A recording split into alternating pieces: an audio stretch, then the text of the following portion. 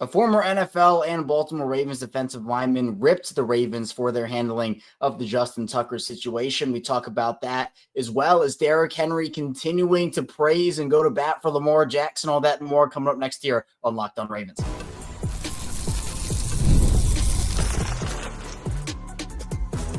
You are Locked On Ravens, your daily Baltimore Ravens podcast. Part of the Locked On Podcast Network, your team every day. Welcome into another edition of Locked On Ravens, your daily Baltimore Ravens podcast. I'm your host, Kevin Oestreicher of Ravens Wire, here with you on the Locked On Podcast Network, your team every day. Thank you so much for being here and making Locked On Ravens a part of your day and your first listen each and every single day. We're free and available for you on all podcasting platforms, including in video form on YouTube, where you can like and subscribe to the channel, and in audio form, where you can follow along and subscribe wherever you get your podcasts. We're a 5-day-a-week plus more daily Ravens show. So Monday through Friday, we have episodes for you every single weekday. Plus, we go live after every Ravens game, after every Ravens piece of big news. We're going to have a lot more content coming your way this offseason, as well as doing some more stuff and adding some more things on to Locked On Ravens as the offseason, and honestly, as we get into next season as well. So plenty to dive into. We have the free agency period coming up in less than a month, the draft coming up as well. So there's a lot that we're going to get to here on Locked On Ravens. Today, on this midweek edition of the show,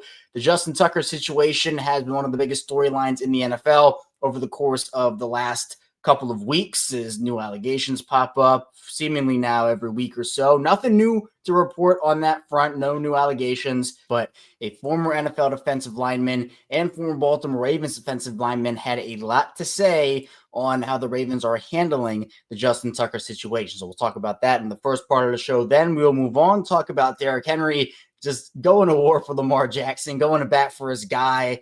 The relationship between Lamar and Derrick has obviously blossomed since Derrick got to Baltimore, but even was a thing before that. And so we'll talk about some more clips that he was talking about with Micah Parsons on his podcast, and some of the things that Lamar Jackson does that even has the players on his team in awe. Then finally, we'll kind of get into some draft content. Field Yates mocked to start defensive back to the Ravens, who I think could fit in pretty well with what the Ravens already have on the back end of their defense. So let's dive into Chris Canty, who is the former NFL and Baltimore Ravens defensive lineman, having a lot to say on the Ravens handling of this whole Justin Tucker situation. Again, for those that do not know about the Tucker situation, 16 women have come forward accusing Tucker of inappropriate behavior at different massage parlors throughout the city. This all on a timeline between 2012 and 2016. And this comes from Unsportsmanlike, which Chris Canty is on ESPN and everything like that.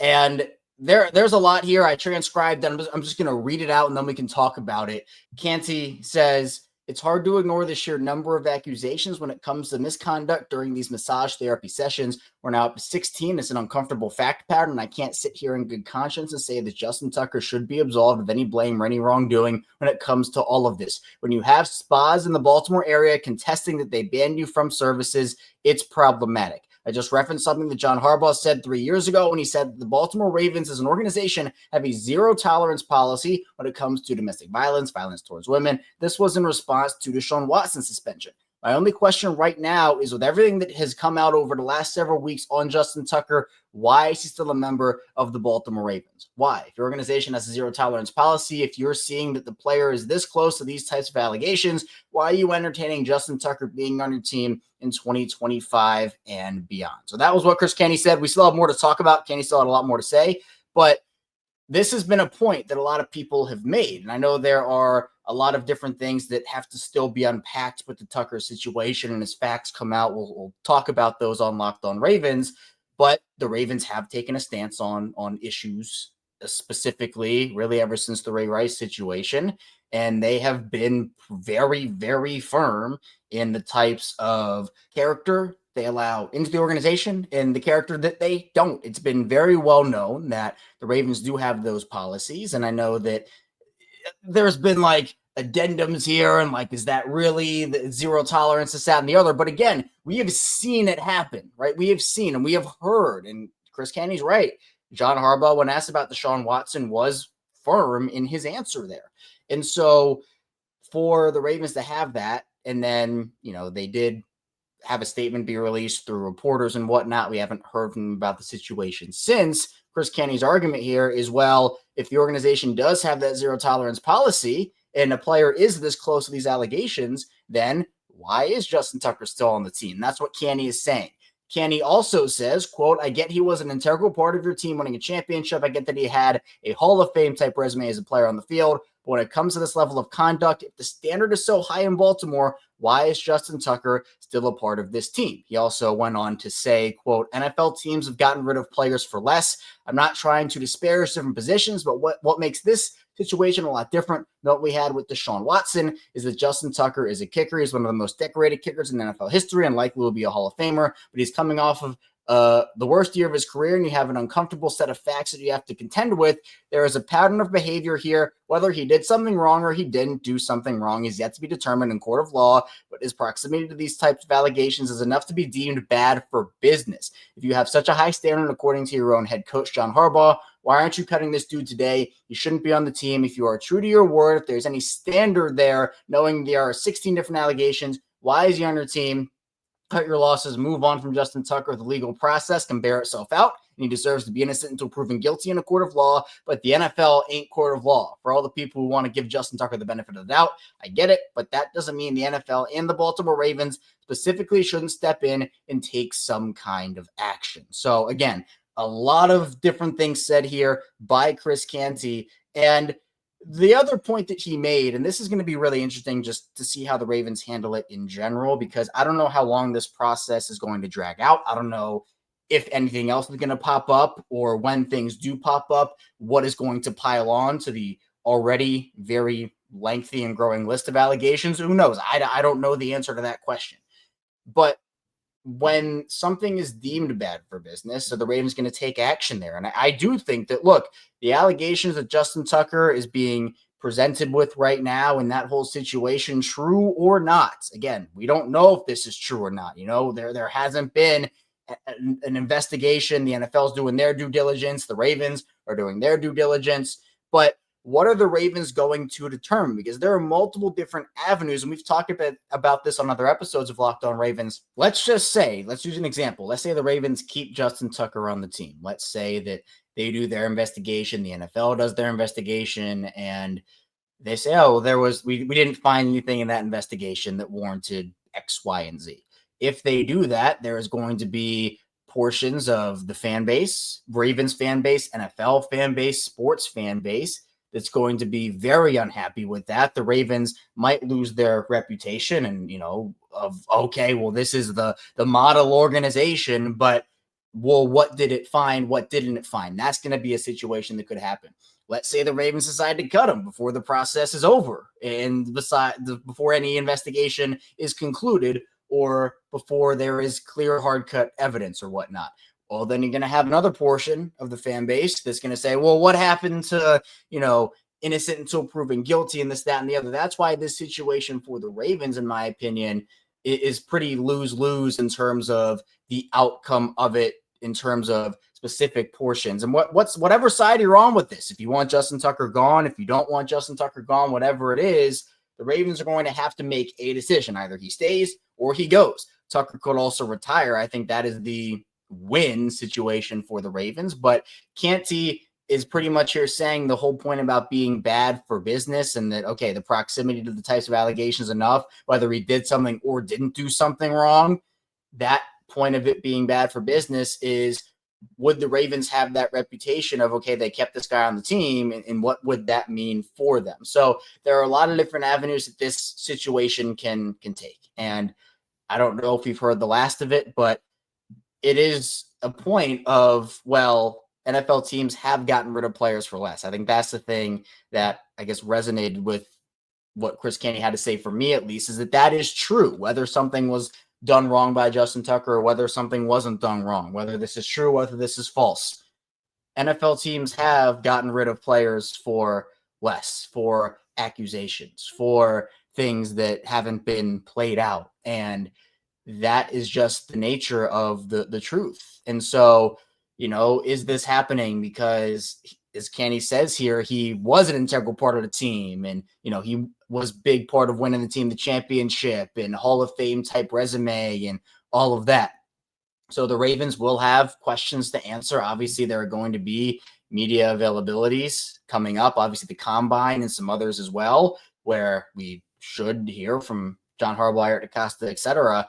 And this will be a topic of conversation. Honestly, it will probably be the forefront of conversation because we just haven't heard a lot from the team. So as I've mentioned on shows in the past, even as early as this week, the Ravens can save money by releasing Justin Tucker as a post-June 1 cut. Did his start to the year last season do enough to have these allegations now out here to say, okay, well, it's just time for a new kicker anyway. We're just going to move on, and that's going to be that. The Ravens could also say we're going to keep him, and he's going to be our kicker and win whatever. So either way it goes, the Ravens are going to have questions to answer. A portion of the fan base is going to be upset by it. And these are all things the Ravens are going to have to deal with over the course of the next week, month, multiple months, whatever it may be. So still a developing situation for sure, and we will see how it continues to unfold. But Chris Canty certainly had a lot of words and a lot of opinions on the situation and definitely did kind of rip the process here for the Ravens. If you do have that high standard, why he's still on the team, that I think is the overall message from Chris Canty and what he had to say. Again, this all coming from Unsportsmanlike, where Chris Canty is a member of that show, ESPN, and the whole 9 yards there. So coming up on the second part of the show, we'll move away from the Justin Tucker situation, and we'll get into what Derrick Henry had to say with Micah Parsons. We've talked about some of the things he's had to say, but another clip has surfaced, and people are talking about it, so be sure to stay tuned. We have plenty to get to on Locked On Ravens. First, the show is brought to you by TurboTax. This is a message from sponsor Intuit TurboTax. Taxes was waiting and wondering and worrying if you were going to get any money back, and then waiting, wondering, and worrying some more. Now Taxes is matching with a TurboTax expert who can do your taxes as soon as today. An expert who gives your taxes their undivided attention as they work on your return while you get real-time updates on their progress so you can focus on your day. An expert who will find you every deduction possible and file every form, every investment, everything with 100% accuracy. Also, you can get the most money back guaranteed. No waiting, no wondering, no worries. Now, this is Taxes. Get an expert now on TurboTax.com. Only available with TurboTax Live full service. Real-time updates only in iOS mobile app. See guarantee details at TurboTax.com/guarantees. Back here on Locked On Ravens, Kevin Oestreicher here with you on this midweek edition of the show. Appreciate everybody for being here, tuning into the show, making us a part of your day and your first listen each and every single day. Be sure to follow on all the socials for me. Obviously, you got X/Twitter at ChaosStriker34, Instagram ChaosStriker34, trying to start that up where we put out a bunch of other Ravens content, and we're diving into full off season. So player projections for contracts, which we'll talk about on this show, potential free agent trade targets. We'll get to those coming up next week. I'm really excited for that. And even we'll sprinkle some of that in this week as well. So be sure to follow along, like, subscribe over here on Locked On Ravens. But Derrick Henry and Lamar Jackson, I don't know if you want to call it a bromance. I don't know what you want to call it, but these two guys have the utmost respect for one another. Started back, obviously you have them at the Pro Bowl, chopping it up all those years ago, and they have just really flourished their relationship since Derrick Henry signed with the Ravens back last offseason. Now, Derrick Henry, during Super Bowl week, he ended up talking with Micah Parsons.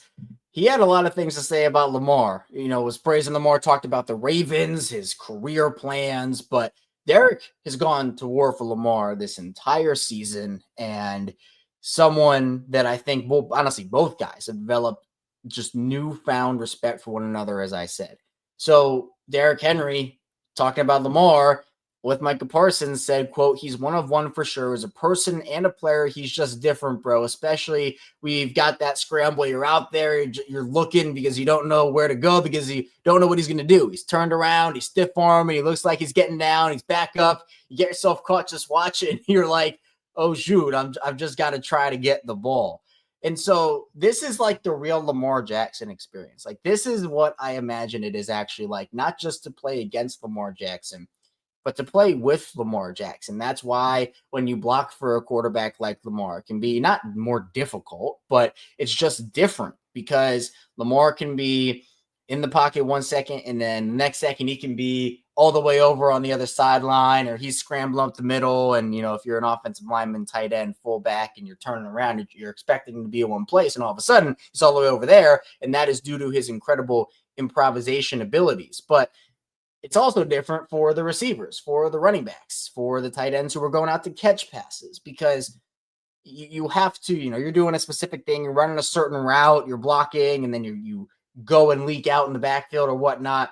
But then plays can change in an instant. This isn't just a Lamar thing, obviously, but with the way that Lamar plays the game, and it obviously is to Lamar and the Ravens' advantage, sometimes, and look, it's cool that Derrick Henry actually said that, you're caught watching him and you're like in awe of Lamar on the field with him. And then you just kind of snap out of it. Derrick says, you're like, oh, wait, I have to go try to get the ball to help Lamar out. Like, let me stop watching. Let me go actually make an impact on the play. So this was a really great year for both those guys. I know there was a lot of conversation about, Lamar and Derrick and the whole MVP conversation of, oh, Derrick makes Lamar better, or this, that. No, both guys made the other guy better, right? Both guys had an impact. And this is why I think in year 2 of Lamar Jackson and Derrick Henry, and honestly, we might see a couple more years based off of Derrick Henry's comments during Super Bowl week about his desire to stay with the Ravens, retire with the Ravens, and have this be his last stop. You now have an opportunity to build off of that. It's now year 3 of the Todd Monken offense. You can add even more wrinkles into there, plus the fact that we know, and Derrick Henry has come on record and said that he takes immense care of his body, hundreds, thousands of dollars into his body every single offseason to make sure that he stays fresh. For a player that has been utilized as much, especially those first 8 years in Tennessee, right now 9 with the 1 in Baltimore, he has an incredible amount of carries, something that where you look at him and you look at the amount of carries, you're just like, wait, this guy, based off of running back durability, he probably should have been injured more. And I'm very glad, knock on wood, right there, that he hasn't been.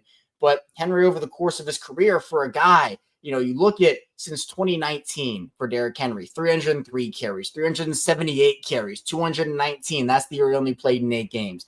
Then you have 349, 280. He had 325 this season. That is 2,355 carries per his entire career, and per 17 games per season, that averages out to 294. But he's only missed significant time in that one season, 2021. That's the only time he's played below 15 games in a year. And the other games, like 2019, the NFL was still on a 16-game schedule. So he only missed 1 game, missed no games, 1 game, no games. He ended up missing a lot in 2021, but then 1 game, no games, no games. That is incredible durability from Derrick Henry. And so you pair him with a guy in Lamar Jackson. Both guys can take things off of each other's plates. And I'm not just talking about injuries and like, oh, the workload of both guys. You still want to give the guys substantial workloads, but it takes things off of their plate in terms of Lamar is not the only threat on the offense. Derrick Henry, not the only threat on the offense, right? That to me is the big part of this whole equation. That's something we talked about for the entire season here on Locked On Ravens. So I'm really excited to see this. And I just think, again, the way that both these guys go out there and praise one another, Lamar giving the utmost respect to Derrick doing the same thing right back to Lamar. You can tell it's a genuine, not just relationship, like not just a workplace relationship. This is a friendship these two guys have developed. And to me, I think that's the best part of seeing this whole thing happen, because, you watch Derrick Henry in Tennessee, you're thinking, man, that guy, if he ever gets paired up with Lamar, that's going to be a dangerous duo. He gets paired up with Lamar. People are talking about, oh, Derrick's old. Is Lamar going to be able to handle it? No, it went exactly like everybody expected it to, which was absolutely incredible. So coming up in the final part of the show, the Ravens in the draft, they don't need a running back. They don't need a quarterback, but there are other positions that they are going to hit hard, and I think defensive back could be one of them. Field Yates mocked to start defensive back to Baltimore. We'll talk about who it was and the fit coming up next on Locked On Ravens. First, the show is brought to you by FanDuel. When the game tips off, the NBA action is just getting started, and there's no better place to get in on it than FanDuel, America's #1 sportsbook. With FanDuel, you can place live bets throughout the game, so even if you miss the opening tip-off or want to bet on a fourth quarter comeback, you can stay in the action. If you're looking for a bigger payout, you can even combine your live bets into a same-game parlay. I love using FanDuel's live betting feature because it keeps every moment of the game exciting. Whether I'm backing my team for a late-game rally or picking a player to hit a clutch three, I never feel like I miss my chance. Plus, the app is easy to use. When you win, you get paid instantly. Right now, new FanDuel customers can get $150 in bonus bets if your first $5 bet wins. Just visit FanDuel.com to join today. That's FanDuel.com for your shot at $150 in bonus bets. Make every moment more. FanDuel, the official sports betting partner of the NBA. Back here, our final segment of Locked On Ravens. Kevin Oestreicher still here with you on this Wednesday edition of the show, talking Ravens football as we do every single weekday here on Locked On Ravens. And the Ravens have 11 draft picks in the 2025 draft, including the 27th overall pick. A lot of different questions as to how the Ravens should use that pick. Should they trade up? Should they trade back? Should they stay put? We're going to kind of get answers to that over the next couple of months as draft boards continue to develop. And as we've mentioned, the combine and pro days will happen. Needs will shift also as free agency hits and the Ravens hopefully sign a player or two that can help there, maybe even trade for a guy. But Yates of ESPN ended up mocking a star defensive back to the Baltimore Ravens, and that is Malaki Starks, the Georgia defensive back, Georgia safety, number 27 overall. And Yates, it's interesting because Mel Kiper, he provided his thoughts on Malaki Starks and said, love Malaki Starks. I think he's a ball magnet. I think that's what he's going to be in the NFL. He will go get the football. He's got great range. Didn't have the phenomenal year we expected. I thought he could be a top 10 pick back in August. I do think in the NFL he can be a ball magnet. He already proved that during his career. Okay, I think he ended up with 6 or 7 interceptions for his career. Could have had more this year. Ended up with just 1, but I like this pick. So Malaki Starks, again, is Mel Kiper said there, 6 interceptions over the course of his college career at Georgia, including the one he had in 2024. I don't think Malaki Starks is going to be available when the Ravens pick at 27, but crazier things have happened. He's super athletic and also is able to change direction really well. He's a really smart guy, really smart football player. And the thing that I think this Ravens team loves, we've seen this, he is very versatile. You can put him at single high, you can put him up towards the line. I think he's an intriguing fit as maybe a partial nickel at the NFL level. The ball skills, he has that. He's a very rangy player as well. And I think when it comes to the ball magnet, like Mel Kiper said, the Ravens need turnover difference makers, guys that can force turnovers, especially in big moments. And I think that Malaki Starks has the potential to do that at the NFL level. Now, is safety or defensive back the Ravens' biggest need when it comes to this draft or just this offseason in general? It's not. I mean, you can point to defensive line, edge, offensive line as all positions that I would probably deem as more of a need for them. But if a guy like Malaki Starks falls for you or falls to you at this point, it's like Kyle Hamilton, right? You take the guy and you figure the rest out later. So it's not like safety is not a need for the Ravens at all. Obviously, you're definitely going to move on from Marcus Williams, Eddie Jackson no longer there. Even just defensive back in general with Brandon Stevens probably not coming back. At least that's my prediction as Brandon Stevens doesn't come back. Would the Ravens invest in a cornerback high up? Because while Marlon Humphrey had a great season, he's not your next 10-year type of guy, right? Marlon probably, depending on what the Ravens decide to do with him, probably has, if they sign him to an extension, anywhere from 2 to 4, maybe 5 years left with the Ravens. So do you want to get another corner with a 3-corner rotation? But so Malaki Starks can be that player for you where he can go and be a modern safety in all 3 levels of the defense. He can cover man-to-man well. The turnover thing I mentioned is really, really big. I know there are some concerns about his size to some people. I don't think it's that big of a deal. He's around 6 foot, 185. I don't think that's terrible, for being honest.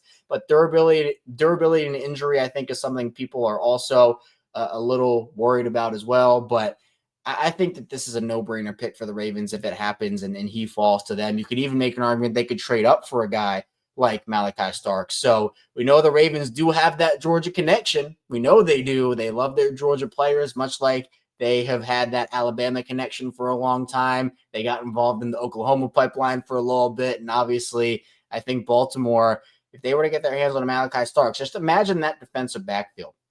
Marlon Humphrey, Nate Wiggins, Kyle Hamilton, and Malaki Starks. That is a dangerous back end of your defense that can really have an impact. And when we talk about pass rush, part of it is the pass rush and secondary being married to the point where if you're able to cover for a really long time and not let up things, the pass rush has more time to get there. And so if the Ravens decide to spend their first round draft pick on a star defensive back, I would not be mad at it. I know that's back-to-back years of doing that with Nate Wiggins last season, but it just depends on how the board falls. And if the board falls to the point where Malaki Starks is available for you at 27, I think you have to turn that card in. I'd be running to the podium to give that thing up there to Roger Goodell to read off. So I'd be excited if that were to happen, but there are a lot of other players we could talk about, a lot of other prospects we could get into, and I'm really excited to dive into that over the course of the next couple of months. This draft season, it is in full effect right now. So Ravens have a lot of decisions to make this offseason. We talked about multiple of them on the show today. We'll talk about them all the way through the offseason here on Locked On Ravens. So that's all I have here today on Locked On Ravens. Thank you so much for tuning in to the show today. On the way out, hit that like and subscribe button in video form and follow along in audio form for 5 days a week of daily Ravens coverage, plus more. Of course, back here tomorrow, we'll be talking more Ravens, so be sure to stay tuned for that. And I'll see you right back here tomorrow on Locked On Ravens.